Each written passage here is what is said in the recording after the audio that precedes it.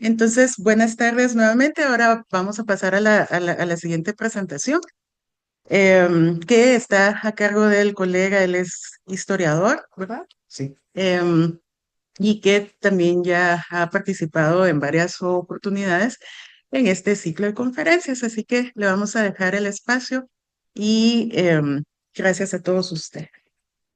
Muy buenas tardes a todos. La presentación en este momento se titula Trascendencia y sentido ritual del lavado de los cadáveres como preparación a los enterramientos en el judaísmo. Tradición, significado y simbolismo. El primer aspecto que para darle continuidad a fluir a esta presentación es mostrar también un contexto general de lo que es el judaísmo. En primer lugar, como punto de partida, nos referimos a una de las grandes religiones abrahámicas que tiene en común con el cristianismo y con el islamismo, pues la creencia en un Dios creador supremo de todo lo... Vamos a tocar con su contexto. Sí, sí, está bien. Sí, sí.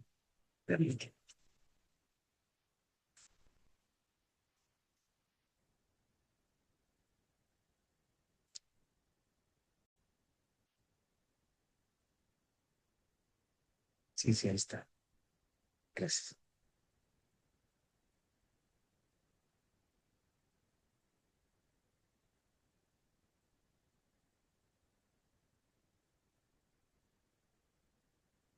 Entonces, tenemos la referencia, pues, de que en el caso de, existe una escritura común para esta religión y para para el cristianismo, que presenta un conjunto de dictámenes, un conjunto de mandatos emanados de la lectura y interpretación del texto. Hay un lugar incluso en el cual existen unas leyes que son relativas a la pureza y la impureza, establecidas por el profeta Moisés, el gran legislador de la primera parte de la Biblia, autor, entre otros libros, según Aarón David Schlesinger, del libro de Génesis y del libro de Job. Todos sabemos, pues, la importancia que tiene Moisés para para estas religiones. En el libro de Levítico, pues, aterrizando en concreto, existe un compendio de leyes del capítulo 11 al capítulo 15. En el capítulo 11 se destacan cuáles son los animales puros o impuros, entiéndase, para su uso como alimentación de su carne. El doceavo que habla de lo relativo a la mujer que ha dado a luz. El treceavo de las enfermedades cutáneas de la piel, en especial de la lepra, es muy importante también en todo el Antiguo Testamento y en el Nuevo también para la fe cristiana. El catorceavo del qué se debe hacer para la curación de los leprosos y el 15 a las impurezas de orden sexual. Después, viene también, hay que tener un criterio para entender qué es pureza o lo contrario en este tipo de pensamiento, ¿no? Es importante para entrar al caso concreto del lavado de cadáveres, entender que la impureza de diversos tipos, ya sea sexual, moral, los pecados, las prescripciones que Moisés da en estos capítulos de Levítico al 11 y al 15, es una causa de transgresión que tiene una penalización por parte de la divinidad, un juicio, y por lo tanto el proceso de purificación inicia con un lavado con agua. Se establece pues tiene que haber un lavado eh, tanto de la persona como de diversos instrumentos de uso cotidiano, incluso hablándose de la lepra de la casa, ¿no? ¿Qué hacer con una casa afectada con lepra, con manchas? Aunado a esto, pues paralelamente existe una tradición no escrita, que es la cábala, que es el lado místico que se interpreta como parte del desarrollo y desenvolvimiento del judaísmo. Eh, para, para ese punto de vista, el agua es un elemento común a diversos reinos de la naturaleza, el mineral, el animal, el vegetal, quedando todos los seres animados e inanimados dependientes de la fuerza del agua y de sus elementos como un elemento vital. También que es un elemento que constituye un don divino, o sea, es un legado de la divinidad que permite la transmisión de la vida a través de los fluidos de la reproducción y el sostenimiento de la existencia de todos los seres vivos. Es decir, es algo que nosotros no podemos desmentir modernamente, dado que sabemos cuál es el porcentaje de agua que nosotros tenemos en el organismo, comprobable a través de la ciencia. Y también existe un punto de vista también que nos lleva a examinar una práctica judía de bendición del agua, que eso se da como parte también de esos procesos de formación y conformación del pensamiento religioso y de las prácticas asociadas al mismo, donde existe una bendición del agua que consiste en decir esta frase sobre un vaso con agua o sobre un recipiente con agua. El original hebreo pues sería Baruch atah Adonai Eloheinu melech haolam sheyakol nahi abidvaru, que traducido quiere decir, bendito tú, Señor, Dios eterno, Rey nuestro, que lo creaste todo a partir de tu palabra, iniciando también con el agua, ¿verdad? Aquí vemos un paralelismo entre la noción y la visión hebrea de la creación, también a partir de un elemento, que lo vemos también en el caso de los presocráticos griegos, con el caso de Anaxágoras, que decía pues que todas las formas de vida se originan primordialmente del agua. También me vamos a ver también haciendo una inducción. ¿Qué es el lavado? Pues que el lavado en esta forma de comprensión no es tanto, digamos, para quitar las impurezas ambientales o impurezas bacteriales, sino que también tenemos que comprender unido a la noción de quitar impurezas, de que el agua, o sea, el lavar, pues trae una purificación superficial y más allá de la superficie. Es importante y vamos a verlo más adelante cuando veamos el tratamiento, pues que se le da a los cadáveres, tratándolos con agua.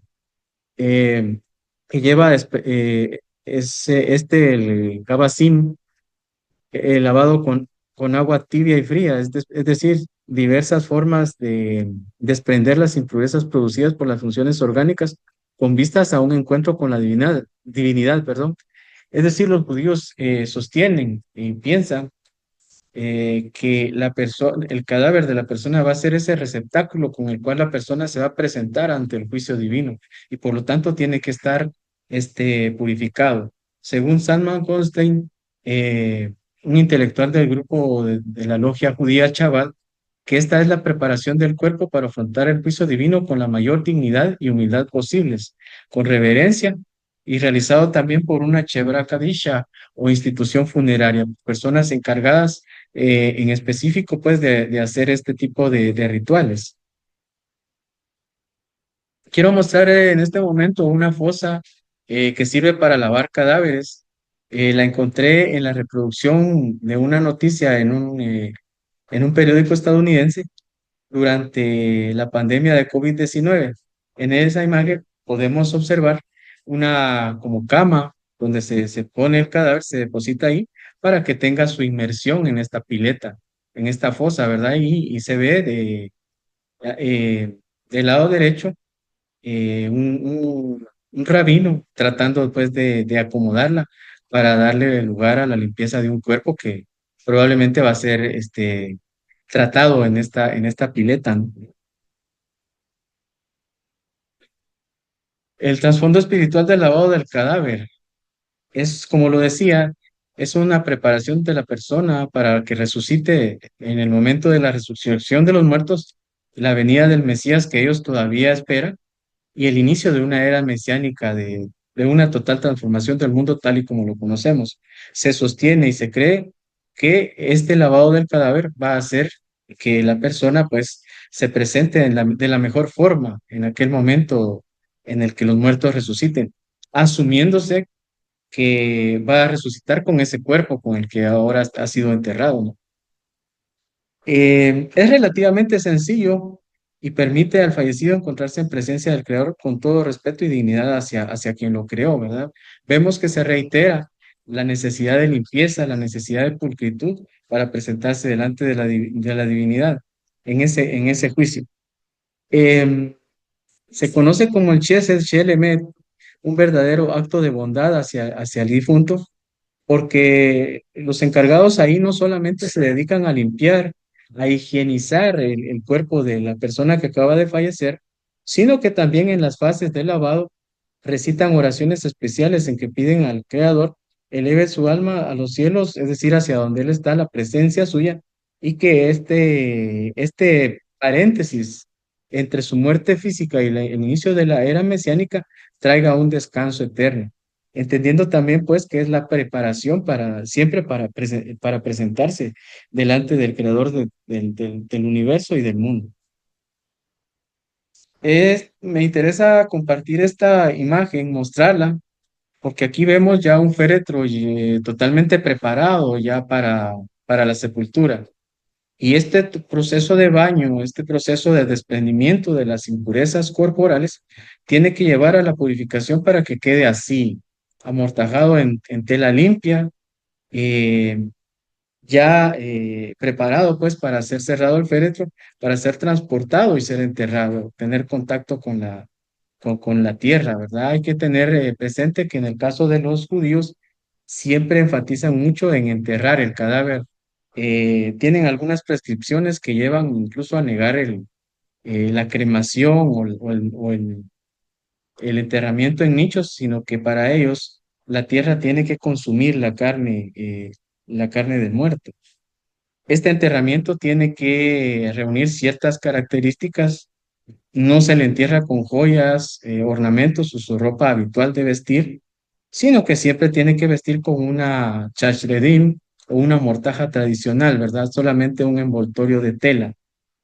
Aquí, el difunto, en la imagen que yo logré obtener, aquí el difunto pues tiene algo más que la mortaja, también tiene su talit o manto de oración, dando a entender pues que la persona que está siendo enterrada y sepultada es o fue en vida pues un judío devoto, no un judío liberal, ni un judío moderno, sino que un judío devoto, que cumplió pues con ciertos requerimientos, con ciertas prácticas, entre las cuales obviamente que está la oración diaria.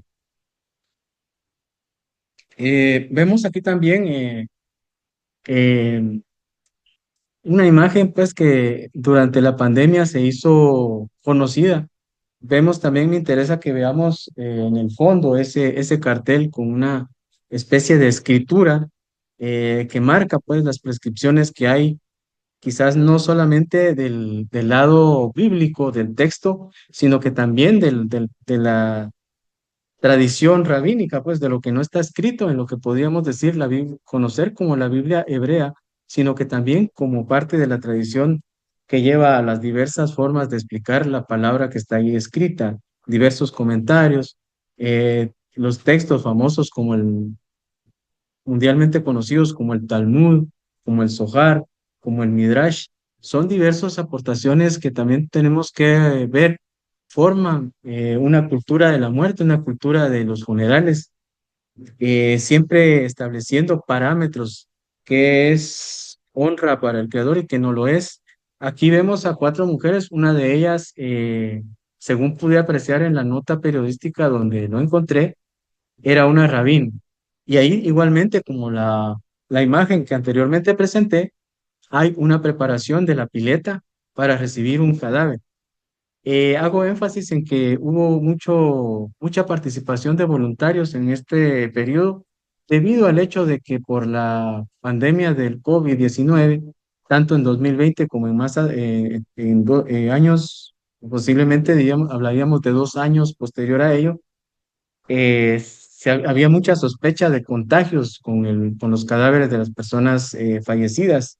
Entonces, en prevención de ello, muchas compañías funerarias, muchas personas dedicadas tradicionalmente en las comunidades hebreas o que practican el judaísmo, se negaron pues a seguir participando, a seguir prestando ese servicio por el temor a los contagios. Y como vemos ahí, pues se les ve a las personas que están en esta pileta alrededor del agua sin ningún tipo de protección ni, ni mascarilla, ni mucho menos guantes u otro traje. Em, Hablando de las conclusiones, a modo y forma de reflexión, podemos decir que la función del agua en los rituales funerarios preparatorios para el enterramiento en el judaísmo es un aspecto fundamental, ya que tanto en la perspectiva bíblica como en la tradición rabínica apuntan a seguir con exactitud la búsqueda de una mayor purificación, del uso del agua para purificar esos cadáveres, haciendo énfasis de que debe de eliminarse toda contaminación orgánica para los fines que ya yo expliqué. Rabinos y rabinas de hoy tienen la obligatoriedad de proseguir con ese legado cultural y religioso, mostrando la resiliencia observada por Fernand Braudel en su libro sobre el Mediterráneo y Felipe II, que lleva a comprender al judaísmo como un aspecto medular de toda una civilización, de la civilización hebrea. Es decir, este historiador francés nos lleva a pensar en la resiliencia que tuvo la fe judía para sobrevivir tantas persecuciones, tanta violencia, tanta prohibición. Lo podemos ver en el caso de los judíos de España, ¿no? Eh, Cuando su expulsión en 1492 les hace que pierdan sus viviendas, pierdan bienes, pierdan toda una vida construida en la península ibérica. También es muy importante pensar que la reproducción de estos rituales es incentivada por la pedagogía de la repetición, la misma que es un indicador común tanto en los pasos que existen para muchas ceremonias, como esta del lavado de los cadáveres, como por el rezo o repetición de fórmulas impuestas por los rabinos para cada una de ellas. Es decir, esta pedagogía de la repetición lleva a que por los siglos la fe judía se reproduzca de generación en generación, haciendo énfasis también en la importancia que tiene la educación, la escuela rabínica, tal como lo tiene el caso de la escuela islámica, la madrasa, para la educación religiosa. La importancia que tiene el lavado del cadáver o tajara en el momento previo a un funeral se puede definir a partir de que es el medio que permite alcanzar la máxima pureza y limpieza al inicio de la vida espiritual, proyectando los parámetros y normativas que posibilitan la distinción taxativa entre lo puro y lo impuro, siendo el agua un elemento utilizado para remover tanto impurezas orgánicas como espirituales. Es decir, entre toda la gama de usos que puede tener el agua, uno de los más importantes es ese de quitar las impurezas que hayan quedado en el cadáver para que las mismas no sean obstáculo para ese desenvolvimiento de la vida espiritual, entendiendo por ello que la verdadera vida espiritual va a iniciar una vez fallecida la persona. Aunque ha sido religiosa practicante, esa vida en el más allá no la va a iniciar, sino hasta después de trascender de la muerte. Y lo que yo les decía para finalizar y a manera pues de haber mostrado ya la importancia que tuvo el manejo de estos cadáveres en la emergencia pandémica. Cómo fue que en la continuidad que se tenía en la fe judía de la realización de los rituales funerarios y la importancia que ha tenido el lavado con agua, pues durante la emergencia pandémica de 2020 y periodos de vigilancia sanitaria en años posteriores, los rituales funerarios judíos contaron en Estados Unidos y otros países donde la fe judía es numerosa, demográficamente hablando, con la asistencia de voluntarios para continuar con los rituales tradicionales de lavado de los cadáveres. Ante la negativa de muchos prestadores de servicios funerarios a manejar cadáveres, bajo sospecha de contagios con el virus de COVID-19. Es decir, esta pandemia pues significó un antes y un después. De a partir en adelante tendría que hablarse de un conjunto de medidas de prevención, de un conjunto de readecuaciones a este legado tradicional, que en el caso del judaísmo, pues toda vez que la persona sea judío practicante, esto no es negociable, no es optativo, es obligatorio. Habrá que ver, pues, en diversos momentos el uso excesivo, si hay una adecuación de estas obligaciones rituales que vienen, como lo dije, marcadas por la impronta del pensamiento expresado en la Biblia, pero también por las normativas rabínicas de toda una tradición que viene desarrollándose desde 2 milenios antes del inicio de la era cristiana. ¿Cómo es que se afronta, pues, bajo nuevas condiciones, la obligatoriedad de lavar los cadáveres como elemento preparatorio para los rituales funerarios en sí, que en sí arrancan ya con el lavado del cadáver y con la purificación del féretro en todo como marca la tradición? Muchas gracias.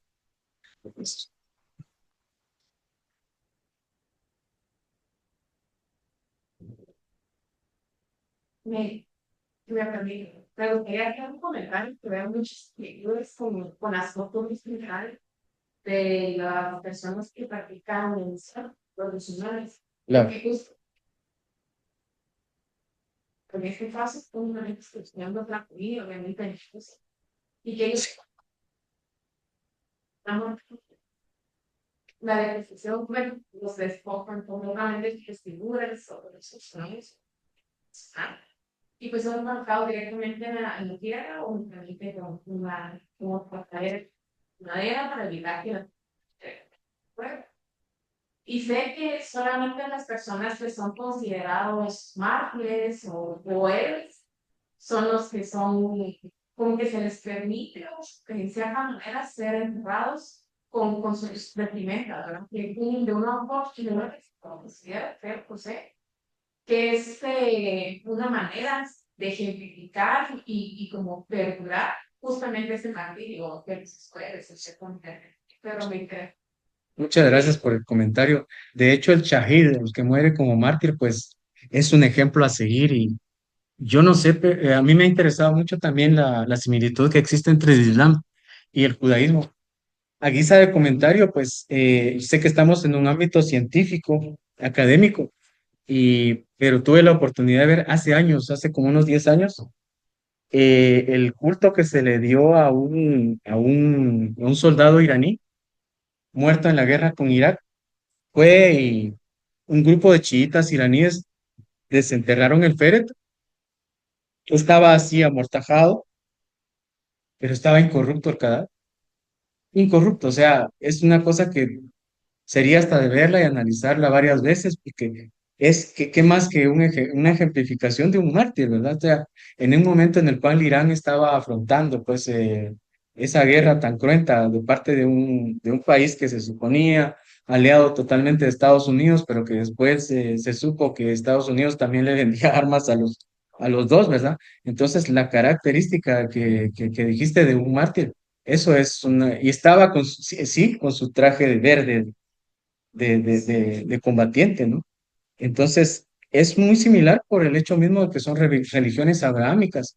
Y si uno lee el Corán o textos explicativos como el texto que se llama el Néctar Sellado, que es una como biografía del profeta Mahoma, va a ver uno y va a constatar que Mahoma tomó muchos elementos, tanto de la fe hebrea, la fe judía, que habían colonias judías en la península arábiga, como de algunos monjes cristianos. Es interesante. Yo voy a poner el día de mañana acerca del judaísmo y de sus rituales funerarios. Trataré de retomar esto porque es bastante interesante, ¿verdad? A la vez porque acostumbrados a ver conflictos políticos entre musulmanes y judíos, pues no caemos en la cuenta de que hay una gran similitud cultural, pero que se vino dando por las raíces históricas de la religión, de ambas religiones, que tienen de un tronco común. Gracias. Muchas gracias.